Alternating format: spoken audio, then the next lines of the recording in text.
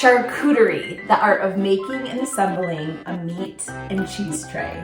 Charcuterie. Did you ever take French classes? No.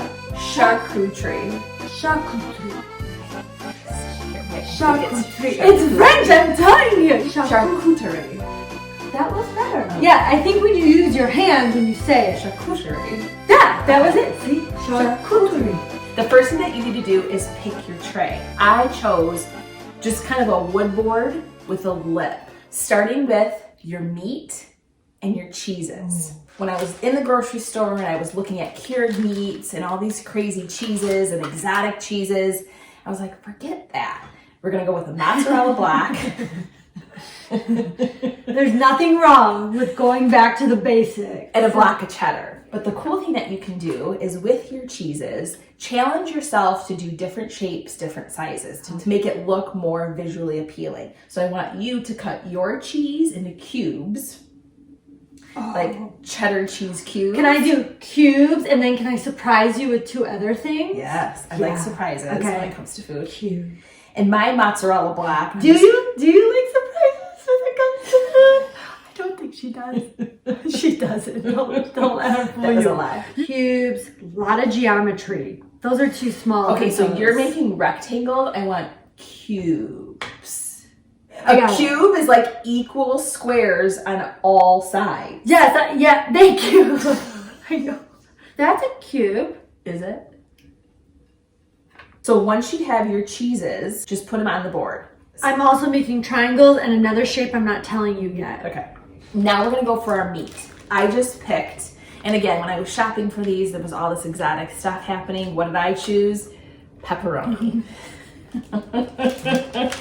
So when you're placing your meat and your cheese on the tray, I want you to think easy to grab, easy out. Make the exit easy for your food. So I'm gonna take the pepperoni and I'm just gonna fold it into a little triangle. Okay, I'm very stumped. I did cubes, I did triangles. What else can I do? Well, the direction was cubes and you kind of didn't follow direction. I want to try going like this, like rolling it. That's cute. That's easy to grab. Easy in, easy out. I didn't know you had to put the cheeses and the meats first. That's kind of just the rule of thumb. You're meat and cheeses. That makes sense though, because then you accent with the fruit, and the fruit fills in. My thought is put a barrier in between the meat and the cheese with the crackers. So we'll do the meat and the cheese, the crackers, and then the fruit and the trail mix in the middle. Got it. And you should also stand in tree pose. Constantly stand like this? I don't know why. Oh, I got a skirt on. Best thing to do if you have berries or anything that would get messy, like a mozzarella ball with olive oil on it, or maybe some trail mix, things that are gonna like get everywhere, you might wanna put them just in a little bowl to keep your contents contained. Throw in my raspberries, throw in my blueberries. So two things that we have left to add to the board, a little bit of trail mix and some grapes. So why don't you just throw some grapes on? No. What? Like this? No.